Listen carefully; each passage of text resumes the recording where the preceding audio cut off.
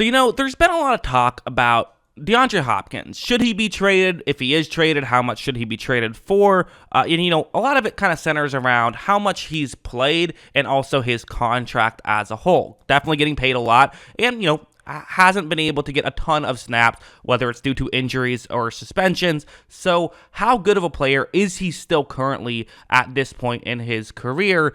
The answer is really damn good, in my opinion. Let's talk about why I still think that he is playing at an elite level and why, if you're a competing team, it absolutely makes sense to give up draft capital and that much cap space to get him on your roster. So first, let's start off with this play. What's going to happen is it's essentially going to kind of be a one-on-one matchup, right? I mean, it's zone coverage. It's what you call cover 6. So cover 2 on one side, cover 4 on the other. 2 plus 4 is 6. That's why they call it that. But basically the way it works is that the two players who are covering deep down the field to the offense's left, so towards the bottom of the screen, they're each in charge of covering a quarter of the field down the field. And since Hopkins' route is only going to get near one of them, it's basically going to be a one-on-one matchup. But one of the things that Hopkins does so well, and all of the elite wide receivers do this, is run routes effectively. And this is kind of why some of these elite receivers still, even if they kind of get by on athleticism early on in their career, a lot of times when they can still have long careers is because they still have the footwork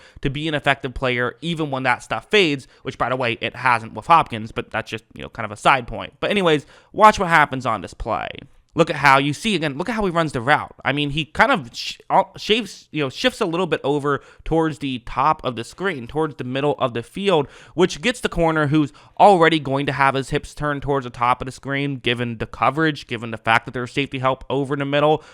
That's what you're supposed to do in this situation. But Hopkins gets him even further up. What you don't want to do in this spot, if you're a corner, is get your hips turned towards the top of the screen and let the receiver get behind you, as in get closer towards the sideline. You don't want to let that happen. But when Hopkins cuts, he cuts so well, he's able to easily get open and makes a catch while getting both feet in bounds, which was not easy to do in that spot. These are really the things he's still doing consistently for Arizona. Watch this play, for example, where what's going to happen is it's going to be a zone coverage play, and you see the route that Hopkins is running here. Watch how when Kyler takes the snap, runs play action, and at this point, again, it's just the same thing where he's just able to fully get defensive players out of position using his route running. I mean, the corner is still currently running further deep at this point as Hopkins is already stopped. Part of it because Hopkins did a great job at positioning himself behind the corner who was having his hips turned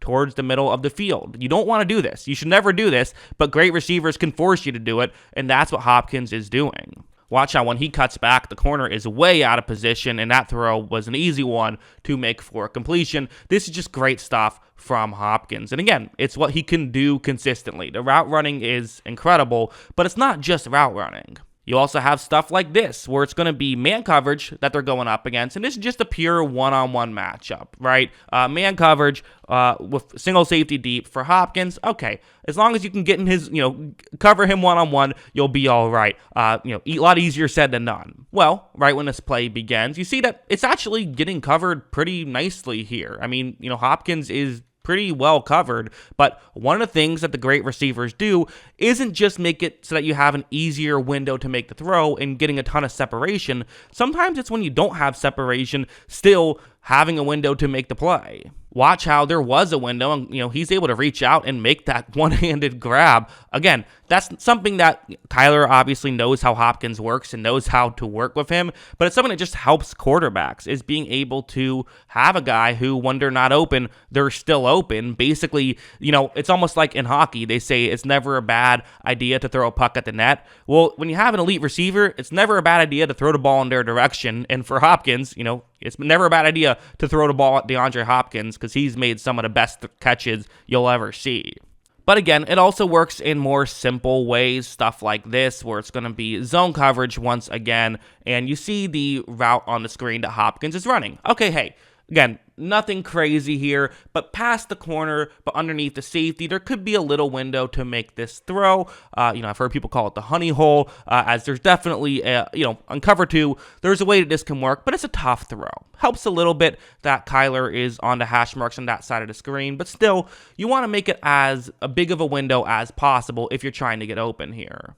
Right when this play begins, I do feel like Hopkins is doing something pretty good where, again, he's slowly shifting his way towards the outside, towards the sideline, without making it super obvious that's what he's doing. He has to get over there. He does, but he does it in a subtle enough way that the corner still has not, figured out what's happening and started to move further deep. So as you see, the corner ends up passing off Hopkins, but there was that window. Really good throw from Kyler, but Hopkins knew that he was open enough to make the catch. You could even see with him raising the hand that's what was happening right there. Again, this one isn't as crazy of a highlight reel as some of the other ones were, but again, these are a lot of what the plays are. It's not always, hey, go win on the outside. Sometimes it is. Oftentimes it is. It's not always, though. Sometimes it's, okay, this was technically him winning on the outside, but not in a one-on-one situation. It was, him finding a gap in coverage, which he was able to do.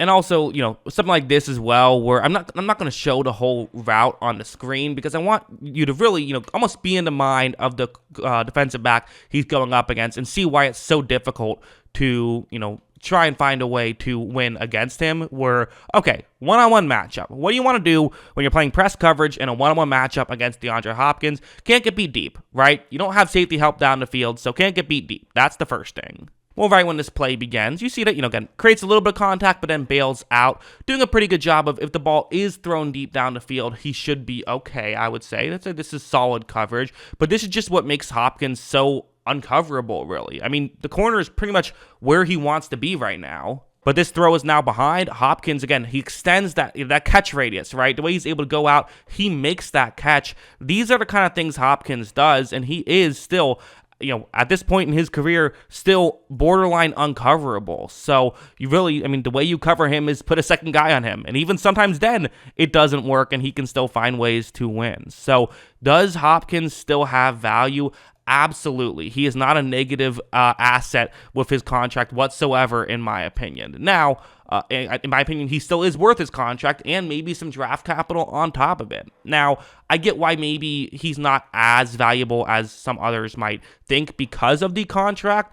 It's a big contract. It is. He's getting paid a ton, but you know what? Great receivers deserve a lot of money. And again, these past 2 years, I think, have been kind of an exception in terms of how often he usually plays. Usually he gets a good amount of snaps.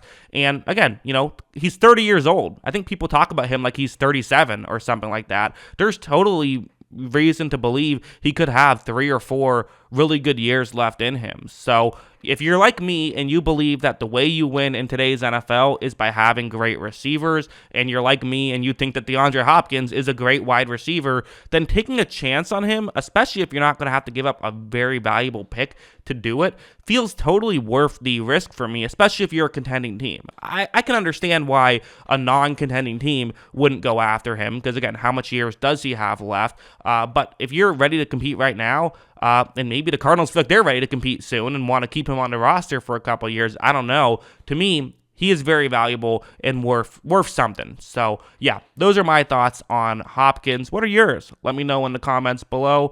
Always love hearing from you. And of course, as always, thanks for watching.